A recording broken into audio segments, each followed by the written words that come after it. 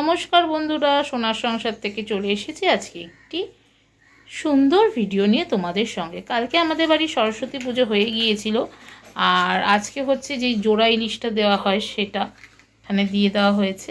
আর এখানে সবজি দেওয়া হয়েছে, আমাদের ঠাকুরকে দেখে নিন। আর এই যে এখানে কিন্তু জোড়া ইলিশ, যেটা আমাদের এই শ্বশুরবাড়ির নিয়ম, সেটা কিন্তু এখানে দেওয়া হয়েছে,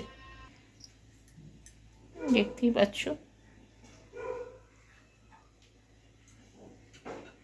এটা হচ্ছে আমাদের এই শ্বশুরবাড়ির নিয়ম, পরের দিন জোড়া ইলিশ দিতে হয়।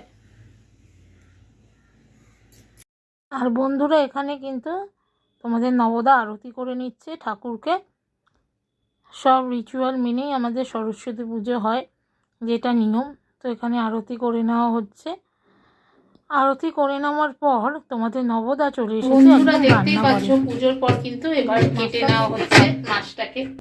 এই যে তোমাদের নবদা কিন্তু মাছটাকে কেটে নিচ্ছে। এই দেখো, তোমাদের নবদা কিন্তু মাছটা কাটছে। কি বলছো, কিছু বলবে? এরকম বর পাবে যে সবেতে এক্সপার্ট।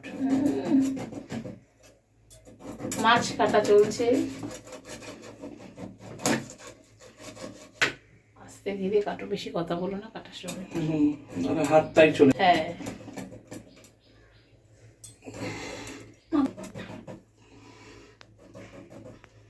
দেখো বন্ধুরা কাটছে কিন্তু দাদা নবদা। তো দেখতেই পাচ্ছ আস্তে আস্তে কিন্তু মাছটা কেটে নিচ্ছে। পুজোর পরেই কিন্তু কাটা হয়, আর এটা আমার শ্বশুরবাড়ির নিয়ম, জোড়া ইলিশ দেওয়া। তো বন্ধুরা দেখো, মাছ কিন্তু কাটা হয়ে গেছে, এবার ভালো করে ধুয়ে নেওয়ার পালা। তো বন্ধুরা দেখো, মাছ কিন্তু ভালো করে ধোয়া হয়ে গেছে। আর এরপর বন্ধুরা এখানে শিম, কুমড়ো, এগুলো সব কেটে নেওয়া হচ্ছে। দেখো বন্ধুরা, এখানে কিন্তু কুমড়ো কেটে নেওয়া হচ্ছে। ইলিশ মাছে রান্না করা হবে কুমড়ো দিয়ে, বেগুন দিয়ে, শিম দিয়ে, সব কিন্তু কেটে নেওয়া হচ্ছে। আর এটা কিন্তু কোনো বেশি মশলা যাবে না, একদম সিম্পলভাবে কিন্তু এই মাছ জোড়া ইলিশটা কিন্তু রান্না করতে হয়। তো বেগুনগুলো দেখো এখানে কেটে নেওয়া হচ্ছে বন্ধুরা। আর এই দেখো এখানে কুমড়ো, বেগুন, শিম সবই কিন্তু কেটে নেওয়া হচ্ছে।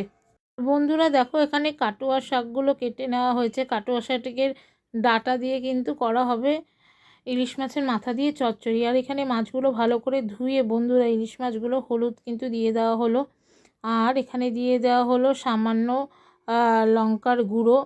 আর এখানে দিয়ে দেওয়া হলো সামান্য একটু লঙ্কার গুঁড়ো, হলুদ দিয়ে দেওয়া হয়েছে দেখতে পারলে। আর এরপরে দিয়ে দেওয়া হলো লবণ দিয়ে দেওয়া হলো। আর এখানে দিয়ে দেওয়া হলো সর্ষের তেল দিয়ে দেওয়া হলো দেখতে পারলেই বন্ধুরা। এরপরে কিন্তু মাছগুলোকে সব ভালো করে মাখিয়ে নেওয়া হচ্ছে। এটা কিন্তু কাঁচা মাছই রান্না হয় বন্ধুরা, আমাদের জোড়া ইলিশটা, আমাদের শ্বশুরবাড়ির যেটা নিয়ম। বেগুন, শিম, কুমড়ো দিয়ে পাতলা করে একদম ঝোলটা হয়। তো কড়াইয়ে সর্ষের তেল গরম বসিয়ে দেওয়া হয়েছে। তেলটা এবার একটু ভালো করে গরম হয়ে গিয়েছে, তোমরা দেখতেই পাচ্ছ। এর মধ্যে কিন্তু দিয়ে দেওয়া হলো কালো জিরে দিয়ে দেওয়ার পর, কালো জিরেটা একটু ভালো করে ফোড়নটা হয়ে যাওয়ার পর এখানে কিন্তু শিমগুলো দিয়ে দেওয়া হলো। শিমগুলোকে দিয়ে দেওয়া হলো, আর একদিকে কাঁচা লঙ্কা দেখতেই পারলে। আর এরপরে দিয়ে দেওয়া হলো কুমড়ো। শিম আর কুমড়োটাকে ভালো করে কালো জিরের সঙ্গে কিন্তু বন্ধুরা নেড়েচেড়ে নেওয়া হচ্ছে। আর এরপরে একটুখানি ভালোভাবে হওয়ার জন্য এখানে একটু ঢাকা চাপা দিয়ে দেওয়া হলো। তারপরে এবার বন্ধুরা ঢাকনাটা খুলে এর মধ্যে দিয়ে দেওয়া হচ্ছে বেগুনটা দিয়ে দেওয়া হলো। তো তোমরা দেখতেই পাচ্ছ, বেগুন, কুমড়ো আর শিম দিয়ে দেওয়া হলো। দিয়ে এরপরে কিন্তু দিয়ে দেওয়া হচ্ছে এর মধ্যে মশলা, একদম সামান্য পরিমাণে দিয়ে। এর মধ্যে কাঁচা লঙ্কাগুলো আছে বন্ধুরা, সেগুলো কিন্তু দিয়ে দেওয়া হলো। ঝালটা আপনারা আপনাদের পরিমাণ মতন দেবেন। দিয়ে এরপরে কিন্তু ভালো করে নেড়েচেড়ে নেওয়া হচ্ছে। আর তারপরে লবণ দিয়ে দেওয়া হলো। আর এই পাশের কড়াইয়ে বন্ধুরা সর্ষের তেল গরম করে এর মধ্যে ইলিশ মাছের মাথা যেগুলো আছে সেগুলো কিন্তু এক এক করে ভেজে নেওয়া হচ্ছে। তোমরা কে কে ইলিশ মাছের মাথা খেতে ভালোবাসো অবশ্যই কিন্তু জানিও কমেন্ট বক্সে। তো দেখতেই পারলে মাথাগুলো দিয়ে দেওয়া হচ্ছে। মাথাগুলো একটু ভালো করে ভেজে নেওয়া হবে। নতুন বন্ধুরা যারা এখনও পর্যন্ত সোনার সংসার চ্যানেলকে সাবস্ক্রাইব করনি, তারা অবশ্যই সোনার সংসার চ্যানেলকে সাবস্ক্রাইব করে দিয়ে বেল নোটিফিকেশানটি অন করে দিও। বেল নোটিফিকেশানটি অন থাকলে আমি যখনই এরকম সুন্দর সুন্দর রেসিপি ছাড়বো সবার আগে তোমাদের কাছে পৌঁছে যাবে। আর পুরনো বন্ধুদের অসংখ্য ধন্যবাদ আমাকে এত দূর পর্যন্ত সাপোর্ট করার জন্য। দেখো ঢাকনাটা তুলে নেওয়া হয়েছিল ওইদিকে, আর এইদিকে এবার মাথাটা ভাজা হয়ে গেছে। এবার আস্তে আস্তে প্লেটে তুলে নিচ্ছি। আজকের ভিডিওটা ভালো লেগে থাকলে অবশ্যই লাইক কমেন্ট করে দিও, আর শেয়ার করতে কিন্তু ভুলো না বন্ধুরা। মাথাটা ভেজে তুলে নেওয়ার পর এখানে দিয়ে দেওয়া হলো বেগুন। বেগুনটাকে একটু ভালো করে ভেজে নেওয়া হবে বন্ধুরা। তো তোমরা দেখতেই পাচ্ছ বেগুনটাকে একটু ভালো করে তেলের সাথে নেড়ে ছেড়ে নেওয়া হচ্ছে। আর এরপরে এর মধ্যে একটু দিয়ে দেওয়া হবে সামান্য পরিমাণে লবণ, হলুদ, দেখতেই পারলে। আর এরপরে কিন্তু ভালো করে নাড়িয়ে নেওয়া হচ্ছে, দেখতেই পারলে তোমরা বন্ধুরা।